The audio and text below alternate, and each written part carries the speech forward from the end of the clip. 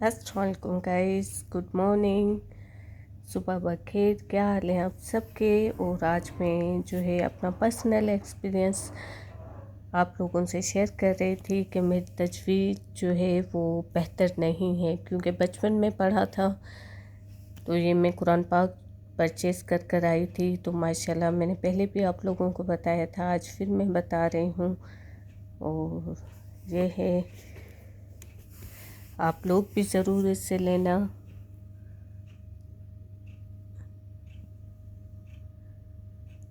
मुझे तकरीबन 1 साल अभी नहीं हुआ है इस कुरान को परचेज़ किए हुए।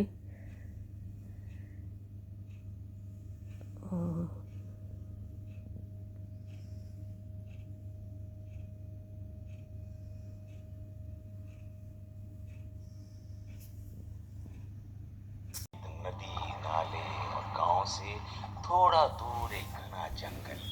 ये सारे मनाजिर अब्दुल्ला को बहुत अच्छे लगते थे। और पिछली दफा अब्दुल्ला के मामू ने वादा किया था कि अगली दफा गांव आने पर अब्दुल्ला को जंगल की सैर करवाएंगे। थोड़ी देर में अब्दुल्ला के अब्बू गाड़ी लेकर आए और अब्दुल्ला अपनी अम्मी और अब्बू के साथ गांव की तरफ रवाना हो गया।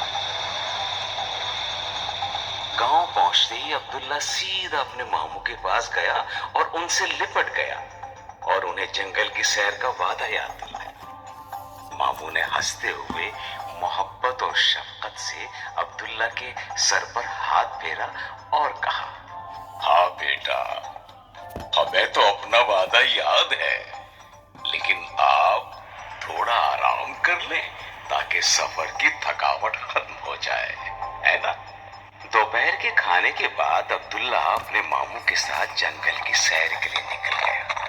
जंगल में रंग बिरंगे फूल और खूबसूरत परिंदे देखकर अब्दुल्ला बहुत खुश था और मुख्तलिफ परिंदों के नाम अपने मामू से पूछ रहा था। दरख्त की शाख पर बैठा एक परिंदा अब्दुल्ला को बहुत अच्छा लगा।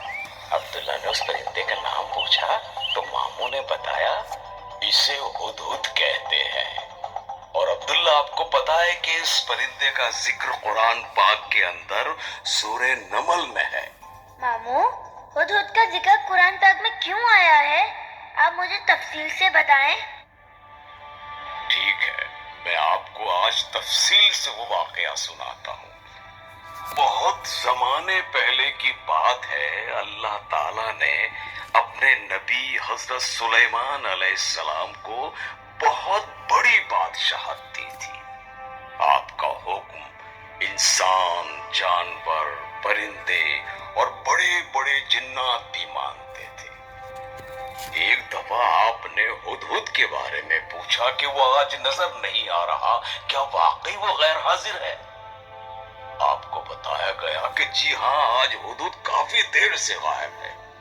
हजरत सुलेमान अलैहिस्सलाम ने फरमाया, बेटा, हुदहुद को उसकी गैर हाजिरी की सजा जरूर मिलेगी। हाँ, अगर उसने अपने गायब होने की कोई माकूल वजह बताई तो उसे मुआफ कर दिया जाएगा। थोड़ी देर गुजरी थी कि हुदहुद उड़ता हुआ आया और निहायत आजिजी की हालत में अपने पर जमीन पे फैला के और दुम नीची करके हजरत सुलेमान अलैहिस्सलाम के सामने बैठ गया और बोला, ऐ सुलेमान अलैहिस्सलाम, मैं आपके पास एक ऐसी खबर लाया हूँ जिसके बारे में आपको पता नहीं है। यहाँ से काफी दूर सबा नामी एक मुल्क है और वहां की हुकूमत बिल्किस नामी औरत के पास है और उसका एक बहुत बड़ा आलीशान तख्त है जिस पर बैठकर वो हुकूमत करती है। और इससे भी बड़ी अजीब बात यह है कि वहां के लोग अल्लाह ताला को छोड़कर सूरज को सजदा करते हैं। हालांकि सजदा तो सिर्फ अल्लाह ताला को करना चाहिए जिसने ये जमीन, आसमान, चरिंद परिंद, चांद और सूरज बनाए हैं। हजरत सुलेमान अलैहिस्सलाम ने हुदहुद से कहा, अब मैं देखूंगा कि तुमने जो बात बताई है वो सच है या झूठ। लिहाजा तुम मेरा ये खत लेकर मलका बिल्किस के पास जाओ और देखो वो क्या जवाब देती है। हुदहुद हजरत सुलेमान अलैहिस्सलाम का खत लेकर मलका बिल्किस के पास गया और खत उसके सामने रख दिया। मलका बिल्किस ने खत पढ़ा जिस पर लिखा था, सुलेमान की तरफ से जो बख्शिश करने वाले मेहरबान अल्लाह के नाम से शुरू है।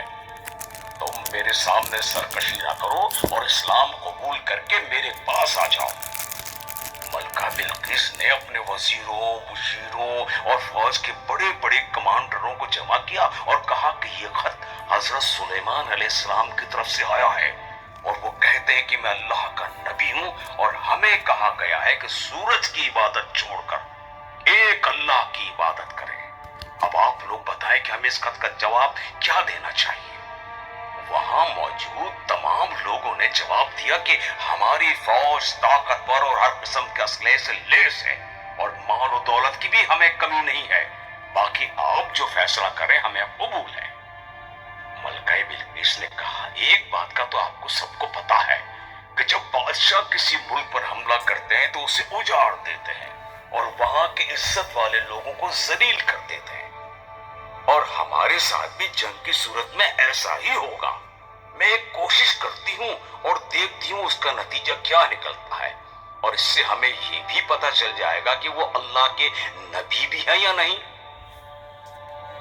तो बेटे अब्दुल्ला, मलका बिल्किस ने हजरत सुलेमान अलैहिस्सलाम को हीरे, जवाहरात और सोने चांदी से भरे थाल तोहफे में भेजे। मलका बिल्किस का ख्याल था कि अगर हजरत सुलेमान अलैहिस्सलाम अल्लाह के नबी होंगे तो इस माल और दौलत में कोई दिलचस्पी नहीं लेंगे। जब ये सारा माल और दौलत हजरत सुलेमान अलैहिस्सलाम के पास पहुंचा तो आपने उसे लेने से इनकार कर दिया और कहा, तुम लोग हमें माल और दौलत का लालच देते हो, जाओ ये सब वापस ले जाओ और याद रखो, अनकरीब में इंसानों और जिनों का एक अजीब शान लश्कर लेकर आऊंगा और तुम्हारे मुल्क से तुम्हें जलील ख्वार करके बाहर निकालूंगा। कासिदों ने वापस आकर जब मलका बिल्किस को सारा किस्सा सुनाया और साथ ही हजरत सुलेमान अलैहिस्सलाम का पैगाम दिया तो वो फौरन समझ गई कि आप अल्लाह के नबी हैं और इस मुल्क में रहना होगा तो सूरज को छोड़कर एक अल्लाह को सजदा करना होगा। मलका बिल्किस ने अपने वजीरों से मशवरा किया और हजरत सुलेमान अलैहिस्सलाम से मिलने अपने वजीरों के साथ चल पड़ी।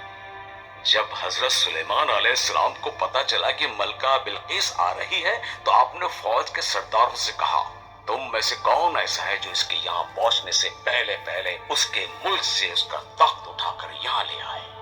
वहां मौजूद जिनों में से एक जिन सरदार ने कहा, जितनी देर में आप इस मजलिस से उठेंगे इतनी देर में वो तख्त आपके पास ले आऊंगा। हजरत सुलेमान अलैहिस्सलाम ने कहा, बेटा नहीं, मुझे इससे भी पहले चाहिए।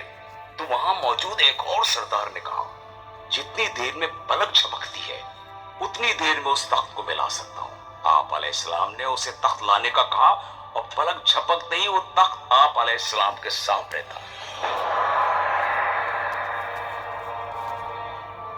आप अलैहिस्सलाम ने फरमाया, ताकि पता चले मलका बिल्किस अपने तख्त को पहचानती है या नहीं, और साथ ही आपने एक ऐसा महल तामीर करवाया जो मुकम्मल शीशे का बना हुआ था और जिसकी जमीन भी शीशे की थी, जिसके नीचे पानी लहरें मारता था और मछलियां घूमती फिरती थी।